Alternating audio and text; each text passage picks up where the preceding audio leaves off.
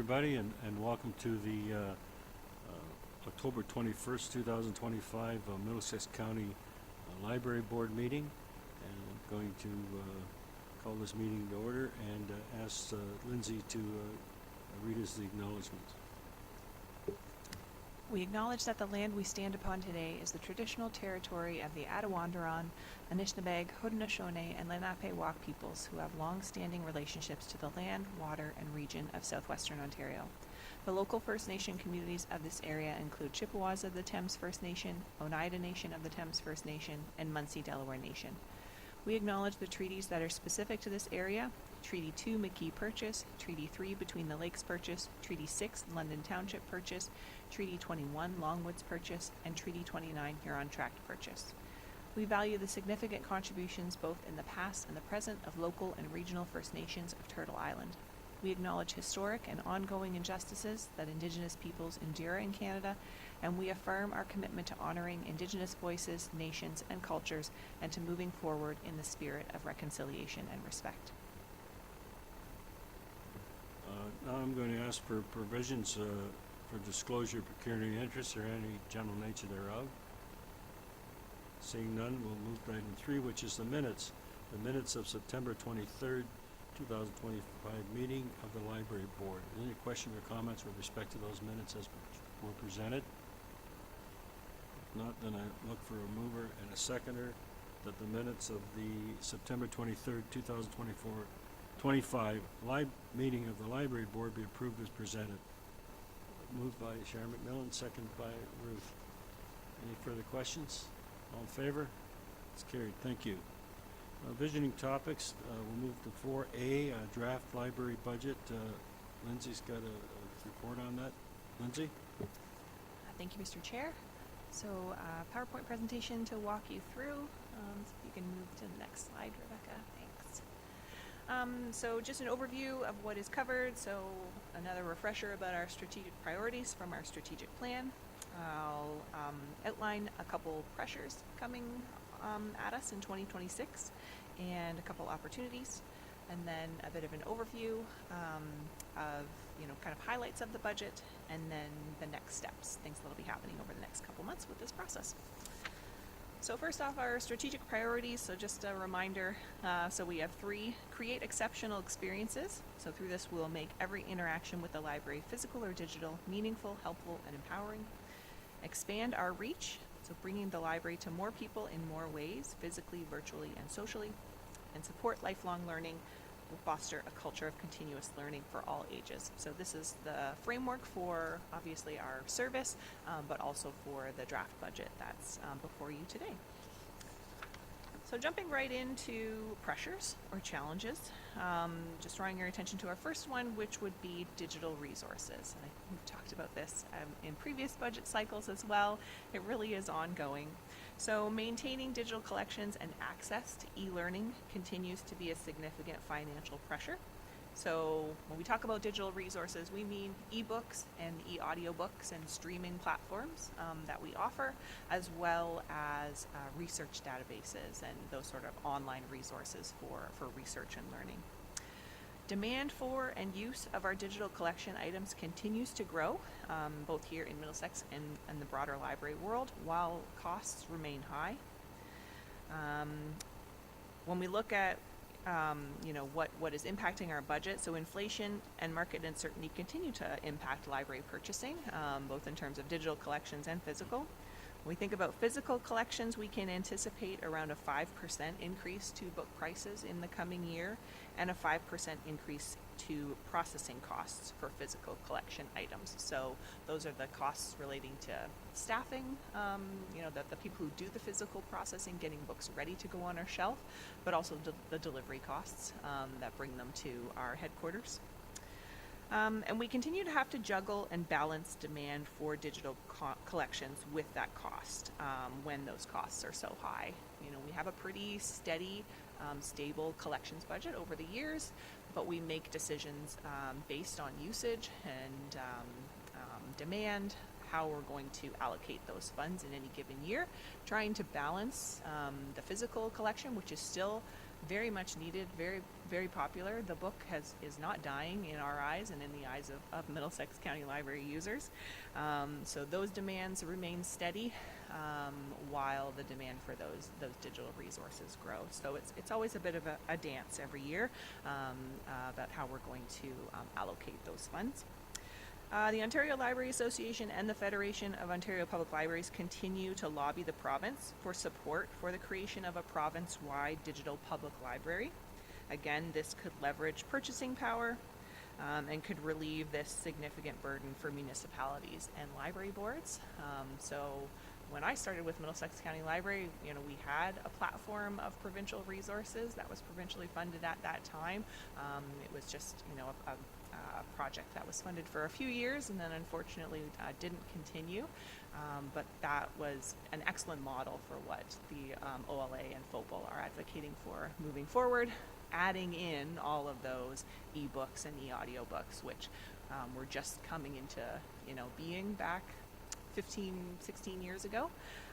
So I think that it's a challenging environment to be advocating for a project like this, but these organizations are trying to keep it on the province's radar and look for those opportunities for those conversations, because it would obviously really help our budget and the decisions that you and the county have to make, but looking at so many smaller library systems, rural, remote libraries who are facing those exact same challenges that we are with even lower budgets. It would really change the landscape for libraries across the province. So we hope to see this one day and continue to push this project forward. It does feel, from my perspective and from the staff who do the purchasing and place these orders, it feels like we're kind of handcuffed as customers to some of these platforms.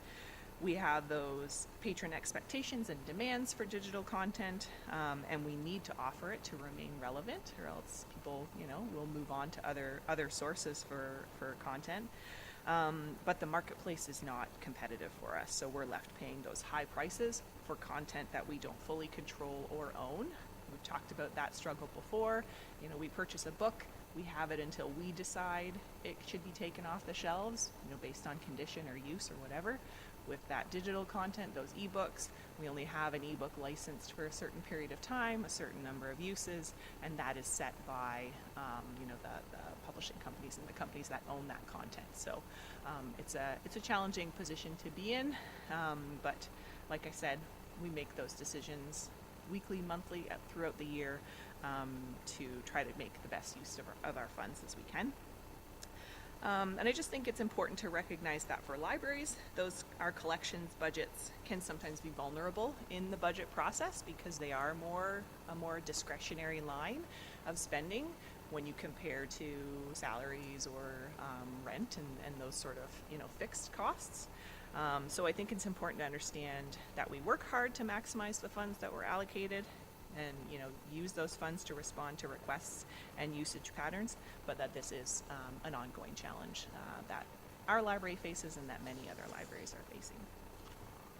Lindsay, just a question, because the Ontario Library Board, the Association, Ontario Library Association, with the provincial funding, they're advocating for additional funding, or get back to the funding that was, say, 15 years ago, or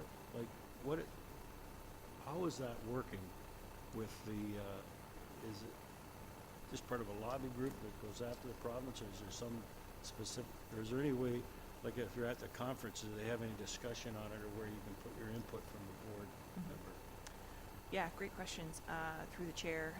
So it is a lobbying effort, right? And you just spoke about the conference. So there's always at least one session where ministry reps come, and either deputy minister, or I don't think typically not the minister themselves, but come and kind of talk about the state of libraries in the province. And that's definitely an opportunity. I know that the OLA takes advantage of those opportunities to ask those questions, or just put it again on their radar and get that face time on this sort of project.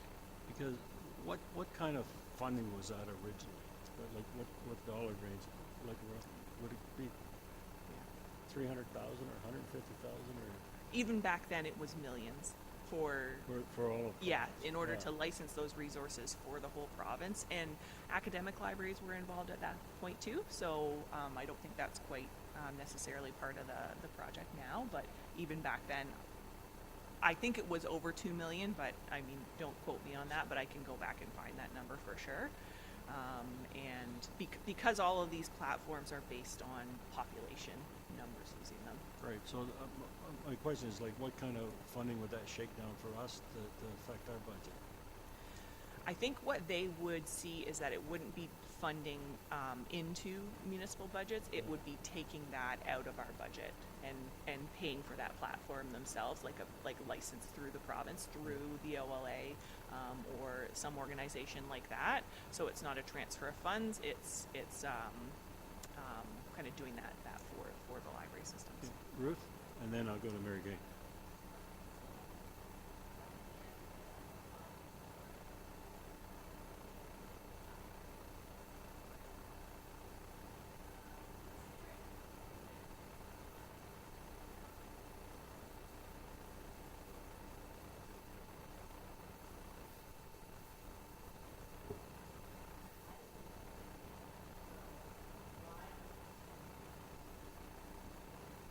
Why don't libraries create that buying power themselves, create that platform themselves?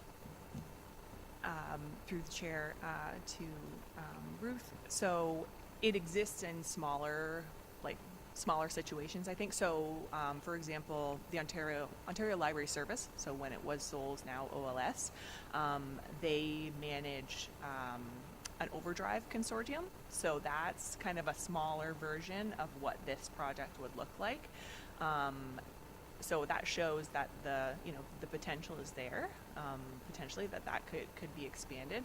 I think the challenge there has been that the number of users means really long wait times.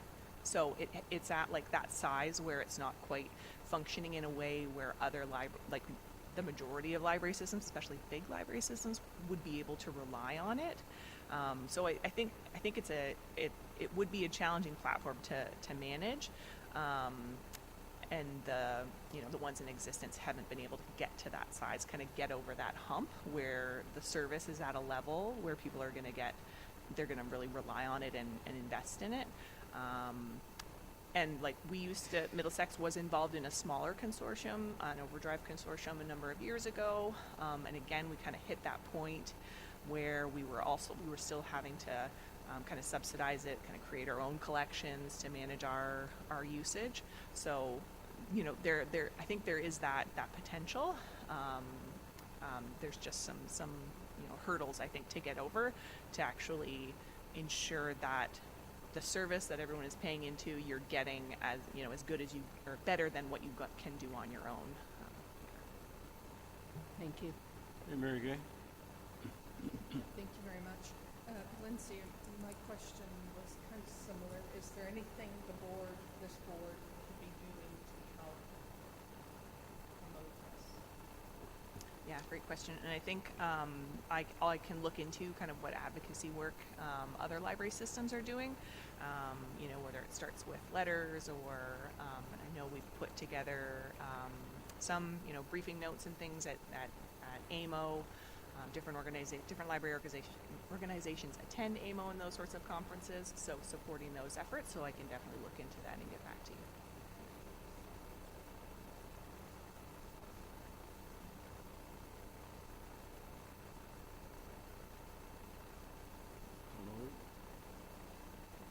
Another question? Okay. Go ahead, Lindsay. Thank you. So next, pressure on the list, supporting equitable and inclusive access. So equity, diversity, inclusion, and belonging are central to the work of Middlesex County Library. Supporting this work is a significant and growing pressure. As frontline community institutions, we actively pursue the goal of barrier-free access to information, technology, programs, and spaces for all ages, abilities, and backgrounds. Meeting this responsibility requires sustained investment in accessible facilities, adaptive technologies, and culturally relevant resources and programming. And ensuring equitable service delivery also requires ongoing training, outreach, and partnerships to address those systemic barriers in order to create those welcoming environments that we strive for. So with this slide, I wanted to try to articulate a few pressures and challenges under that one theme of equitable and inclusive access. Because we are that gathering space for so many, for people of all ages and all walks of life, prioritizing equity and inclusion is fundamental. In terms of accessibility, space planning, planning for growth, all of those things, so working with our local municipalities on facility planning will continue to be incredibly important. And that ties into the facilities master plan project, but also on a more day-to-day level.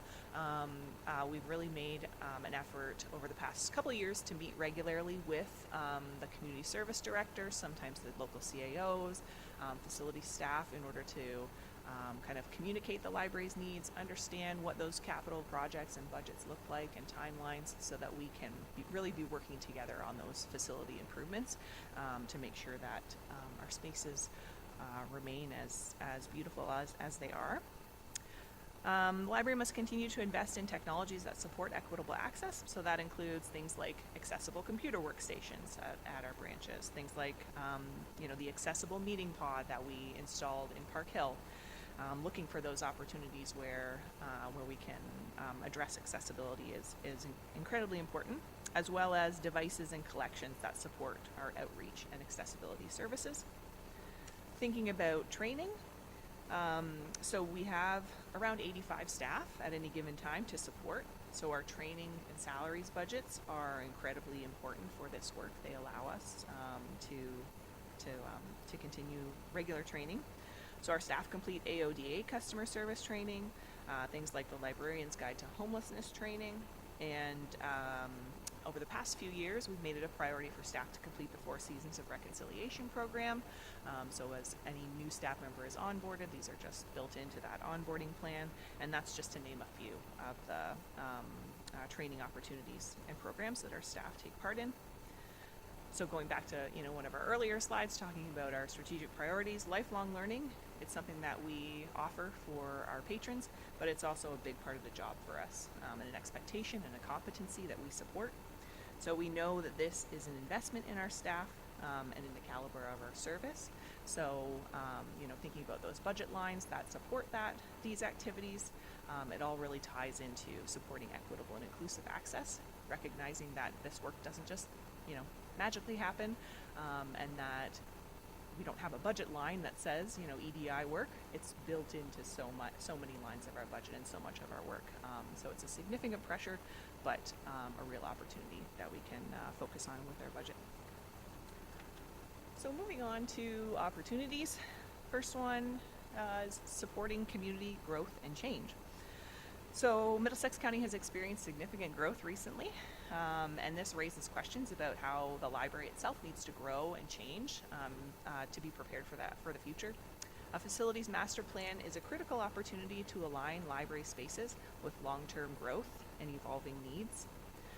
By providing a comprehensive assessment of our current facilities and looking at those future requirements, a plan would ensure that the investments that our municipalities have made and that the county and that you have made in our library infrastructure and service, making sure that those are strategic, fiscally responsible, and responsive to change. The plan supports community growth by identifying how library spaces can be modernized and optimized, and it takes into account things like digital equity, workforce readiness, and lifelong learning, a lot of things that tie into our strategic plan. So through this project and opportunity that we have in 2026, Library Facilities Review would evaluate existing spaces and identify those areas for improvement and opportunities for investment. Looking at our spaces and communities where so much growth is happening, and really provide that framework and that advice and structure that we need to plan for the future. It would examine the type of space that is required, ensuring that library facilities have the necessary space and amenities to support our modern library service. And it would support planning for future needs, identifying how much library space is needed in the next 10 to 15 years. We've had an incredible amount of growth within the library over the past 10 years, so now we need to see what the next 10 to 15 years bring us, and how we need to respond. So looking at the budget, in any given budget year, we have $5,000 allocated for legal and consulting work. And so within this, the 2026 draft budget, we've added an additional $75,000 to that budget line. So that would total $80,000 to execute this project. Looking at similar projects that have been done by other library systems. London is undergoing one right now. That's a rough estimate for what a project of this scope would cost for Middlesex County. Just further to that, so we would be looking at next year to hire a consultant group to look at that and the spaces and with the input of staff of you know, and I asked something like that because I look at like the maker space and stuff like that. Is that at what level is that being used? You know, and I guess that's something to look at, right? Is that kind of the idea of how this process will work? Absolutely, yeah. So it would be a project that would go out for tender, you know, looking for a consulting company or something like that to execute it, and then it would be definitely collaborative. So staff working with the successful organization and you know, having those conversations with the local municipalities, with staff there, with service partners, different organizations that we work with, organizations that use our space, so they're using our, you know, our offices, program rooms, all of that, as well as patron engagement. So exactly hearing how people, you know, diving into a bit more information than what we got from our survey that we did back in January about you know, how our spaces are serving people really. And then as well talking to branch staff. So it would be a significant project. It's a significant budget because we are 15 branches, multiple local municipalities, and so many service partners that use the library. So it is a significant project to undertake. Thank you.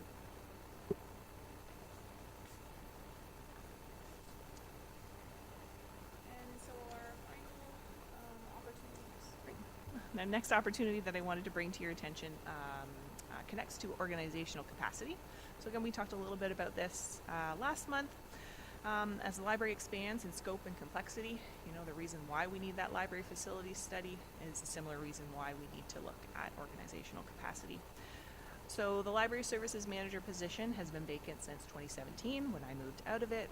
And since that time, you know, we've navigated that kind of organizational change, obviously navigated the pandemic and the kind of ebbs and flows to our service model and traffic that came during and after that period. And now, you know, we're experiencing more growth, you know, more use and more pressures and opportunities, as we've talked about today, that would be facilitated and supported by this library services manager position. So filling this vacancy will strengthen the library system's organizational capacity and enhance overall productivity. A manager provides that focused oversight, ensuring that daily activities are aligned with those strategic priorities that we bring everything back to, and that staff are supported in delivering high quality services and resources are allocated effectively. This added capacity would increase organizational resilience, support staff development, and ensure the library is well positioned to adapt to community needs. So looking at the library services manager position, so it is structured as a deputy CEO position. Right now there is no official deputy CEO. This position would support supervising our library headquarters and all of the activities that go on there. So deliveries, acquisitions, special projects, those sorts of responsibilities.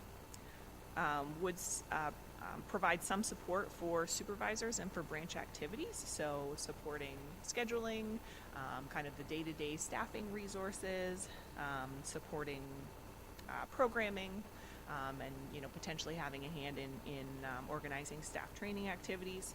Health and safety is a big responsibility that could be supported within this position.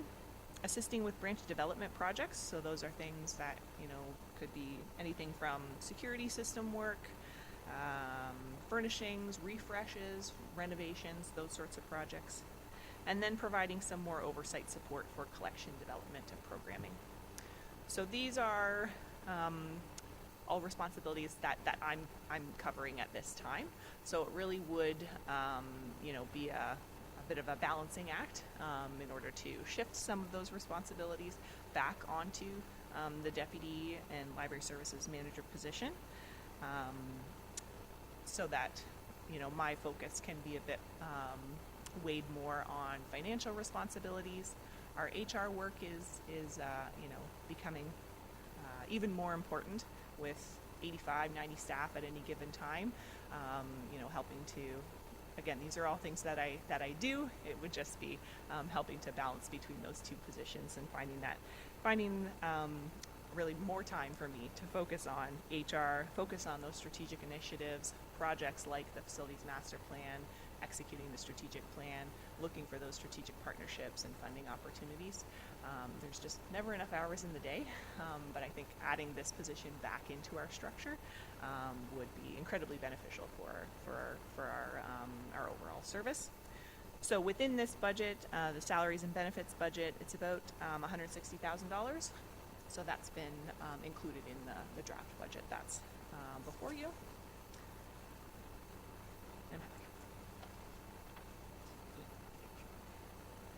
Sharon, go ahead. Thank you, Chair. Lindsay, I don't know whether this is a fair question or an unfair question, but do you have any idea the approximate value of that position? What we would be looking at in terms of the salary range? It might have been in the budget, but I saw the kind of salary lines, but I didn't see a breakdown. So I just wondered if you have a ballpark idea. absolutely, yep. So I don't have the high end of the range, but it would start at right around 160,000.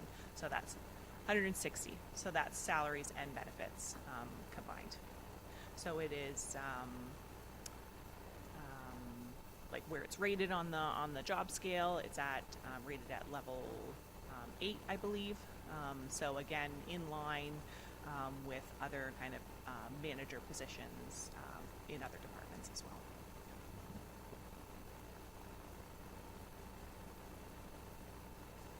Okay. Go ahead. Just a couple more slides here. So the budget overview. So again, we have the budget report coming up right after with that has more detailed financial information. Rebecca also has that document ready to pop up on the screen if we want to dive into it at any point. But just some points that I wanted to point out. So early on funding, we don't anticipate an increase at this time. We haven't heard of anything. So within the budget, we've got that same funding amount allocated for 2026. The budget reflects your decision to remove fine payments for all collection items for the year to give that a test, but it also reflects a bit of an increase in what we expect to receive from printing revenue. So printing and copying, it's still a very well-used service that we offer out of the library. In many communities, they don't have a Staples or another option, so we have seen that revenue growing a little bit each year, which is always a good thing.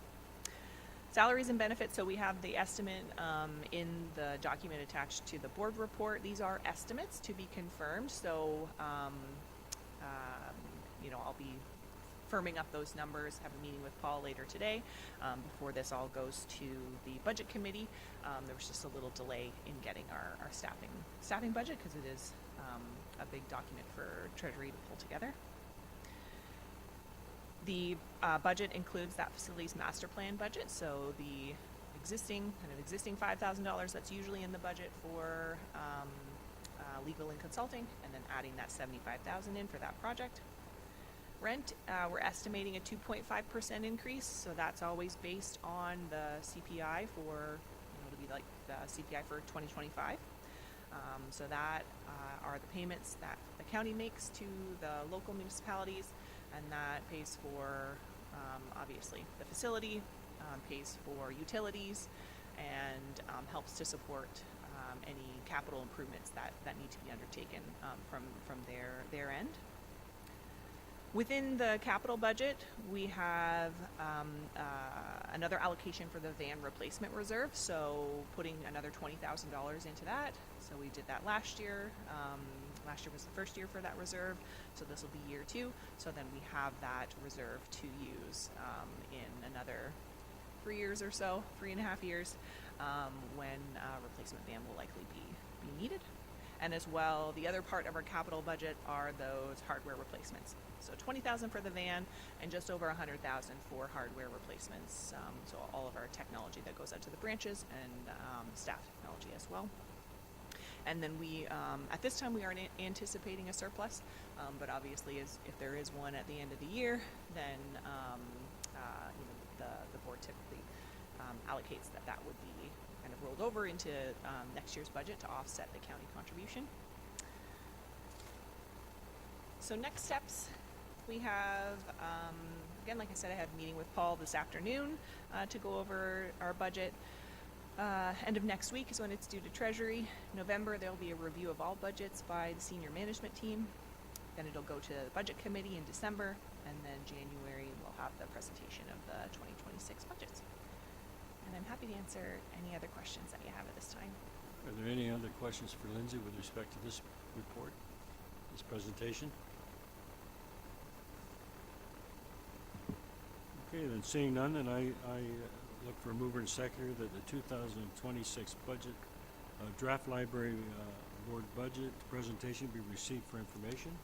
Moved by Mary Gay, seconded by Ruth. Any further comments or questions? All in favor? It's carried. Thank you. Now we move on to the action item number 5. A is 2026 draft library budget. Report from Lindsay Brock. Go ahead, Lindsay. Thank you, Mr. Chair.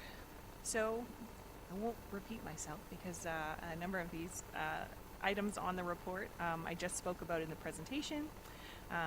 So the 2026 budget has that estimated staffing increase, as well as the reintegration of the library services manager position. There's a note about rental increase, the facilities master plan, capital budget, like I said, about just over $100,000 is related to scheduled replacements. So ITS has 70 computer workstations scheduled for replacement, 3 internet switches, 4 wireless access points. And on the software side, the budget also includes an upgrade to Microsoft products. So moving from, I think, the 2019 version to a more up-to-date version. So that'll be a big project. Vehicle replacement reserve is in there. So overall financial implications. So the draft 2026 net budget submission is $7,133,590, which represents an increase of $466,388 over the 2025 budget, or a 7% increase. The proposed budget reflects a county contribution of $6,425,867, which represents an increase of $536,888. Obviously, our budget aligns with all aspects of our strategic plan, and I'm happy to answer questions, go over any lines that you'd like more detail on. Yeah, Lindsay, just before I open it up there, can you just explain what we were talking about with respect to the early childhood education and how it looks like we take in more than what we spend, but where it really goes to? Yes, definitely through the chair. So you'll see on the revenue side, the projected revenue for early on being $499,676. And then if we go down to the bottom of expenditures, early on child and family centers, you see that at $449,676. So the difference between those two numbers, that is pays for a portion of the early on project manager's salary. So it's removed from the early on funding and put into the library's salaries line. So that's the reason for the difference there. But therefore, the service itself at this point is 100% funded through the province. But that is one element that isn't incorporated into this draft because of timing and conversations. But we are having a conversation with Joe, Social Services Manager or Human Services Director right now, and Paul as well about seeing if there is an opportunity for additional funds that could be allocated from the county budget to support early on, because we are in that position where there is the demand for programming. So what we've put together is a proposal that would allow early on staff to offer more evening and Saturday programs, which is seen as a major gap in our current service delivery. So that's a conversation that we're that's ongoing right now. But within this draft budget, it's 100% funded through the province. Okay, and that funding comes from the province and the manager that is through the city? And you see no problem with us getting that in this year? Right. Yes. Sharon McMillan? Thank you, Chair. This is a very minor question, but if you go down into the expenditures line to library office maintenance, it's a 0 in 24, 26, or 25, 26. Can you just tell me a little bit more about that? I would have thought maintenance would be ongoing. Through the chair, I think that's how that code was named. It's really for library office. In the past, it has been for library office furnishings and supplies. And within the 2026 budget under operations, it may be just how it was showing up in the spreadsheet, but there should be $12,000 allocated to that every year. So I'll confirm that. Because it should be showing up. It should be within that 331,092. Yeah. Thank you. Any other questions? Ruth? Just a comment. Lindsay, the collections line, it's kind of unbelievable that from the very first budget column on here in 2022 to next year, the difference is only 5,000. Like that, to me, is kind of, given the price increase, that means we're almost going backwards as opposed to continuing to advance. Good point and good question. So how we have balanced that, we've been helped a little bit by having to reduce the amount of shelving in some of our branches. So as we need more space for activities, things like the renovation that we did in Strathroy, that required a lot of shifting around, and the reality was also a lot of weeding. So I think that has helped our situation, right, where our collection sizes have had to shrink in some of our spaces because of how they've developed into community hubs. So we've had to find that balance. But absolutely, we do feel like we are having to make, those judgment calls, and those decisions are a little bit harder about, how many copies we're going to buy of something, and the range of items that we're able to purchase within our budget. Because yes, like you can see over the years, a few years ago there was that dip where we lost $10,000. That came out of the DVD budget, which DVDs are on their way out even for libraries. There are very few available that we can purchase. The demand has gone down, so we've also been helped by situations like that, where we can take those funds that would have gone into the DVD budget, shift them around into books and digital resources. So from the feedback that we get from branches, our patrons aren't experiencing the negative side of a collections budget that hasn't seen significant increases. But I think we are likely, coming to that point pretty soon, I think, where, we would be looking for another increase. Every year it is just a balance. Where else are we asking for money? Can we make do with our collections budget? I think that's traditionally been our approach. But absolutely, we do kind of swallow those costs, and it can mean fewer copies that we can purchase every year. Lindsay, with that, does your interbranch transfers increase with the reduction of the the quantity of what books you get? That's an excellent point because yeah, our van delivery service has changed things as well and allowed, we're able to fulfill holds much more quickly. There's, often shorter wait times for those physical materials because we're not relying on Canada Post, thank goodness, right now, because that was definitely becoming a challenge. So yeah, there are a few factors that have, kind of created a bit of a cushion. But looking ahead, 5 years down the road, I think that, there is an opportunity there for sure, to ensure that our collections are meeting, a high standard that we need to meet.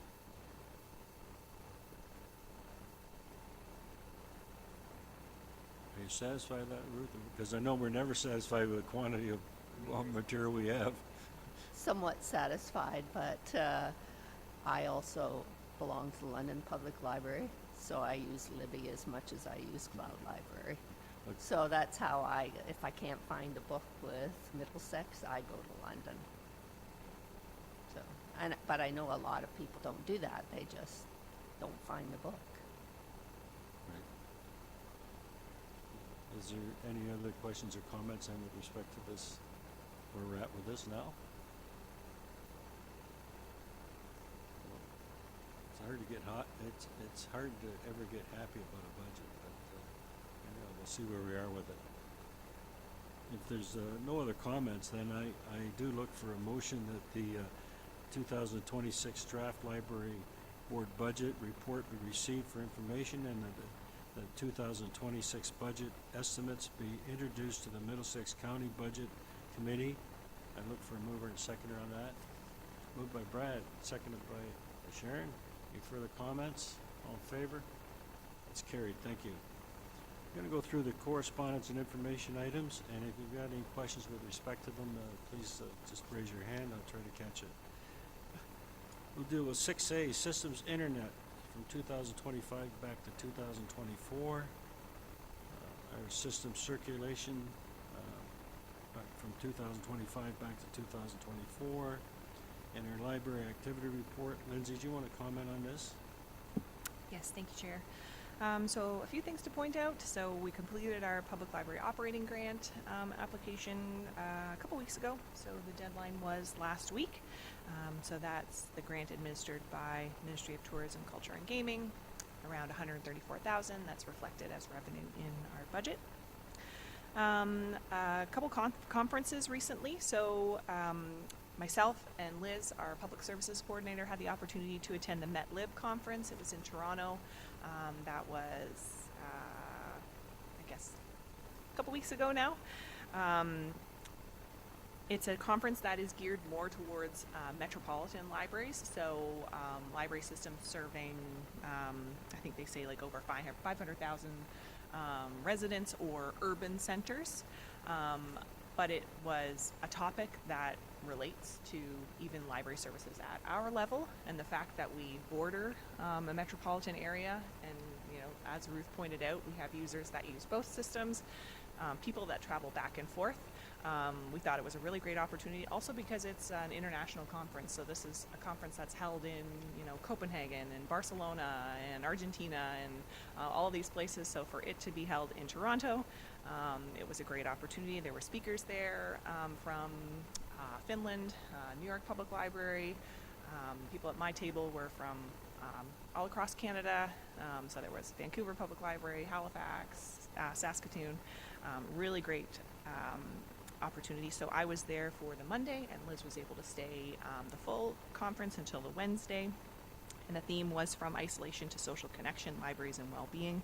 Featured speakers sharing their expertise on tackling isolation and enhancing social connection and civic engagement. So we look forward to bringing some of those ideas back to the board over the next year, talking about what we're already doing and what opportunities there are for us to engage more in this work and, help manage this challenge that we're experiencing, even without the, not being a metropolitan area. Innovative User Group Regional Conference, so that's this week on Thursday. So myself and Amy, we're going to attend that conference. It's hosted by London Public Library, so nice and close. and that'll help us prepare for our migration to the Polaris project product next year. So looking forward to that. We have the Ontario Library Service virtual conference coming up, so the staff session on November 19th, and then the board session the evening of November 20th. The board program runs 6 to 8 p.m. If you're having any trouble, if you do want to register and you're having any trouble, just let me know. The sessions are Conflict of Interest 101 and Volt 2.0 Project Impacts for Library Boards.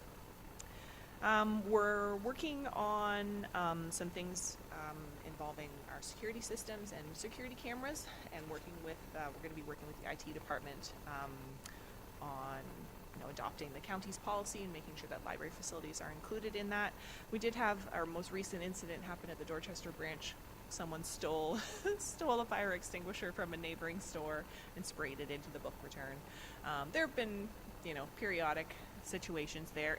It's a high traffic area, being in the plaza, and Dorchester is not the only branch where things happen, but hoping to put a security camera outside to help deter that sort of activity. Staff were great, cleaned it all up, got great response from the OPP. John Elston advised on what we do with a fire extinguisher chemical. So everything was figured out, but it was just a reminder that we need to look at these things. So that's one of the projects we're working on. This week is Ontario Public Library Week, so I encourage you to stop by your local branch if you're able to. So we'll be celebrating with patrons.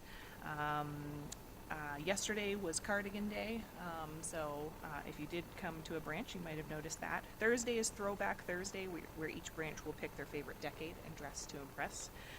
I'm going to be at a conference that day, so I'm pretty disappointed. I'm not good at costumes, so I can't wait to see what staff do.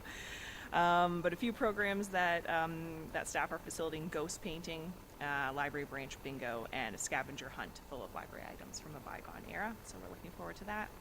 And then the Upper Thames River Conservation Authority has partnered with us to make passes available for their current season, which does end November 30th. You'll see listed there what conservation areas are involved and those branches where those passes are going to be made available. And that's it.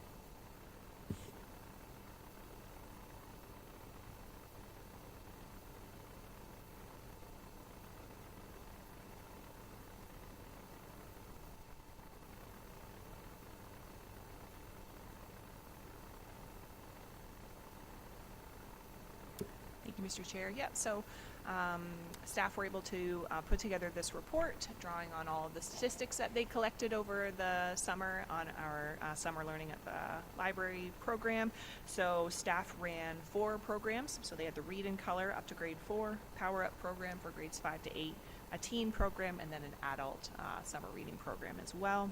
And you'll see our numbers dipped a bit for teens, and that's, they're a challenging group to get out to the library, so we'll be looking into what we did better in 2024 that we can try again for 2026. But you'll see a significant increase in the ages 2 to 12 and that 18 plus participation group as well. So this report was put together by Shauna and Liz, and they wanted to highlight a few programs that were really successful. So the summer launched with Chris Gray, who's a local wrestler who puts on a great story time. That was a really fun way to launch the summer at Glencoe and Strathroy branches. Glencoe also hosted its really popular Book Buddies program, so pairing up younger children with volunteers to support their reading development. And they'll be running that again in 2026. We had Canadian storm chaser Brian J. Spencer offer a program. Coldstream Library had their Music in the Garden series again. Always popular. Lovely to have music in their little outdoor space there. And Dorchester Library welcomed therapy dogs from St. John Ambulance. A number of partnerships with General Dynamics, with Scanado, and some programs that launched in the summer are continuing on. One that I wanted to point out is our Nerf battles. So those are exactly what they sound. We have a kit of Nerf guns and the foam darts. So these programs are held either in the library when it's closed or outside in outside space. Super popular for that kind of tween teen age group. Really fun and successful program that we've been trying out for the past few months. I'm happy to answer any questions if you have any. Sorry, any questions with that report? And we move on to 6E, the October 2025 Middlesex Early On Program Calendar. And then 6F is story time, The Adventures of Jay and Gizmo. Was there any questions from 6A to 6F? If not, then I look for mover and seconder. That's items 6A to 6F be received for information. Brad and Mary Gay. For the comments, all in favor? It's carried. Thank you. Is there any inquiries? I got one. I guess I want to go back to the funding from the province with respect to what we lost over, with the help of certain items we lost over the year. If we attend, looking forward to January to the OL conference, okay, we talked here briefly. I wonder if we can get some, because we don't, I'm not going to say the rest of the board, but myself as chair, I try to get a handle on how that really affects us and how we can help. And if we get some speaking notes and get it brought to our attention when we attend the conference, so we make sure we hit that session. And because I think it's important that the, not just the OLA, but the library boards make a pitch for it as well. So that's just something I'm going to ask. Maybe when we get closer to it, that we get geared up for it, and those of us that attend that and at that take part in the basically the question and answer period when they do. Is that a fair statement? Thank you. And are there any other inquiries? Okay, then if not, then we'll move on to new business. Our next meeting is Tuesday, November 25th, and then we move to Tuesday, January 13th of 2026, and then Tuesday, March 24th, 2026.